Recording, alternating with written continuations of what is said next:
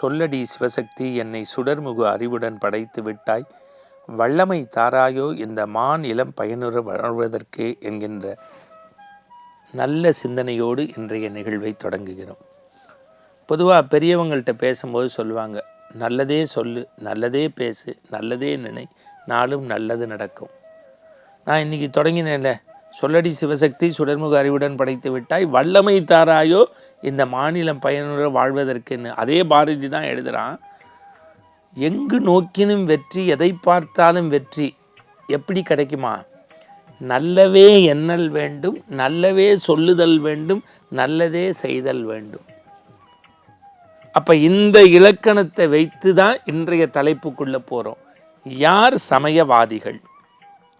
சமயவாதி என்றால் இன்றைக்கு அதுவும் இந்து சமயத்தை, இந்து சமய ஞான குருமார்களை, இந்து சமயத்தை வழிநடத்துகின்றவர்களை சில பேர் வாய் பிடித்ததோ மாங்காய் பிடித்ததோ என்று வாய்க்கு வந்தபடி பேசுவது, எழுதுவது, இணையதளங்களில் பதிவிடுவது என்பது மிகுந்த வேதனைக்குரியது.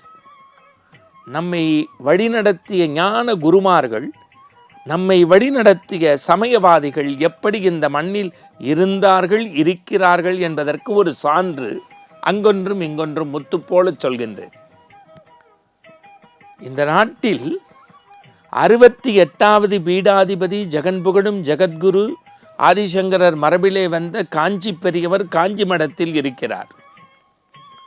வாரியார் சாமிகள் வேலூரிலிருந்து பயணம் முடித்து தட்டு நிறைய படங்களோடு பெரியவரை தரிசிக்கப் போகின்றார். இந்த செய்தி பெரியவருக்கு சொன்னவுடன் அந்த சங்கரமடத்து மேலாளரிடம், வாரியாரிடம் இந்த செய்தியை சொல்லிவிட்டு என்னை பார்க்க சொல்லுங்கள் என்கின்றார். அவரும் செய்தியை பரிமாறினார். தட்டு நிறைய படங்களை கொடுத்த வாரியார் சுவாமிகள் நெடுஞ்சான் கிடையாக பெரியவரை சேவித்து விட்டு வணங்கி அப்படி பேச தொடங்கும் போது ஒரு படபடப்போடு பெரியவர் கேட்டாராம், நான் சொன்னதை அவர் சொல்லலையான்னு. சொன்னாரே, அவர் வேலையை அவர் பார்த்தாரு, என் வேலையை நான் பார்த்தேன், அடுத்த வேலையை பார்க்கலாம். இல்லை, நீங்கள் என்னை நமஸ்காரம் பண்ண வேண்டான்னு சொன்னேன். சரிதான் சொன்னான். அதுக்காக சாட்சாத் சந்திரமௌலீஸ்வரரே என் கண்ணு முன்னாடி நிற்கும் போது நான் எப்படி வணங்காமல் இருப்பேன்? இது வாரியார் சொன்னது. இப்போ பெரியவர் சொன்னாராம், நான் மடத்துக்குள்ளே இருந்து தான் மக்களுக்கு ஏதோ செய்கிறேன், நீங்கள் மக்களை நோக்கி தினசரி நாடி தேடி போயும் ராமாயணம், பாரதம், பெரிய புராணம், கந்தர் அனுபூதி, கந்தசஷ்டி கவசம், கந்தபுராணம்னு சொல்லி சொல்லி 64வது நாயன்மாராகவே வரக்கூடிய நீங்கள் உடம்பு முழுக்க உத்திராட்சம் இருக்குது, சிவச்சின்னம், அது தரையில் பற்ற வேண்டாம், உங்களை போல பெரியவங்க என்னை சேவிக்க வேண்டான்னு நான் நினச்சேன். என்ன 2 சமயவாதிகளுடைய சிறப்பு! அதே காஞ்சி பெரியவரிடத்தில் ஒருவர் கேட்கின்றார், ஏண்டா இந்த தண்டத்தை பிடிச்சோம், அந்த கையில் இருக்கக்கூடிய குச்சிக்கு பேர் தண்டம், ஏண்டா இந்த தண்டத்தை பிடிச்சோம், இந்த மடத்தில் உட்காந்தோன்னு என்னைக்காவது நினச்சிருக்கீங்களா பெரியவரே? பத்திரிகை தோழர் கேட்குறாங்க. பெரியவர் சிரிச்சுக்கிட்டே சொன்னாரா, ஆமாம், என்னை விட நல்ல பணி செய்கிறவங்க வயசில் சின்னவங்களாக இருந்தாலும் நமஸ்காரம் பண்ணணும்னு தோணுது, ஆனால் இந்த தண்டம் ஒரு தடையாக இருக்குது பாருங்கள். இது அல்லவோ சமயவாதிகளுடைய மேன்மை. இதை அப்படியே விட்டுட்டு நான் சைவ மடத்துக்குள்ளே போகிறேன். நாகப்பட்டினத்தில் சுனாமி வந்தபோது ஆற்று மணல் பரப்புகளில் ஒரு அரசாங்கம் செய்ய வேண்டிய பணியை அன்றைக்கு சமயவாதிகள் செய்தார்கள்.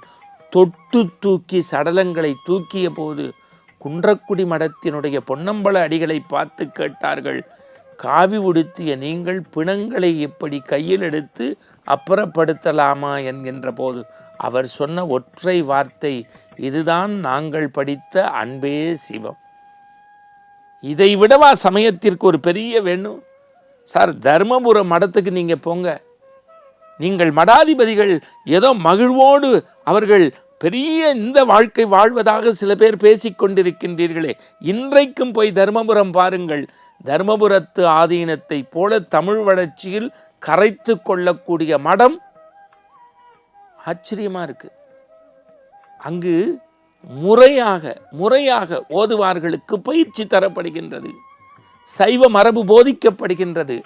அங்கிருக்கக்கூடிய கிராமத்து பிள்ளைகள், பாரதி சொன்னால் அன்னசத்திரம் 1000 வேண்டாம், ஆலயம் 16,000 வேண்டாம், அங்கு ஒரு ஏழை சிறுவன் எடுத்தறிவித்தல் புண்ணியம்னு நிகர்நிலை கல்வியை பெறக்கூடிய வகையில் கல்லூரிகள் வைத்து முனைவர் பட்டம் ஆராய்ச்சி படிப்பை கூட கிராமத்தில் பொருளாதாரத்தில் பின்தங்கியவர்கள் பயிலக்கூடிய ஒரு வசதி வாய்ப்பை இன்றைக்கு தருமபுர மடம் மிகச்சிறந்த கல்லூரியை வைத்து உருவாக்கி இருக்கிறது.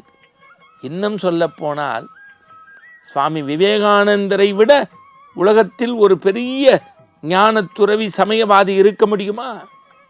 தன்னுடைய ஆன்மீக உரையை, அற்புத உரையை அமெரிக்க மண்ணில் கேட்ட பெண்மணி ஓடி வந்து, சாமி திருமணம் செய்து கொள்கின்றேன் என்ற போது, சற்று பொறு, முற்றும் துறந்த முனிவன் நான், உன்னை திருமணம் செய்து கொண்டு பிள்ளை பேருக்காக 10 மாதம் காத்திருப்பதை விட நீங்கள் தயாரென்றால் நான் இப்போதே உங்களுக்கு மகனாக வருகின்றேன், அன்னையே என்னை ஏற்றுக்கொள்வாயா என்று கைகூப்பி வணங்கிய போது உலகமே திரும்பி பார்த்ததல்லவா?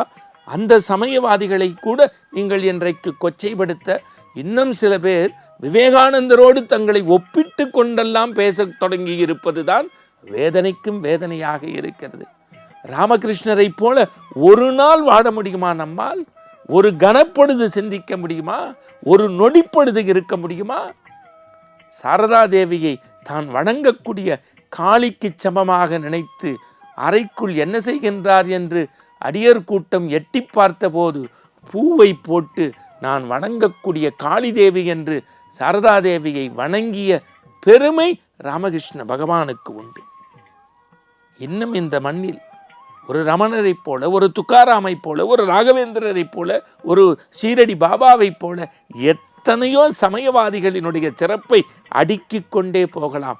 ஆனால் இந்து சமூகம், இந்து சமுதாயம் பொறுமையாக பொறுத்து கொண்டே இருப்பதால் இன்றைய சில நபர்கள் சமயவாதிகளை தங்கள் நாக்கில் பட்டதை நரம்பில்லாமல் பேசாதீர்கள்.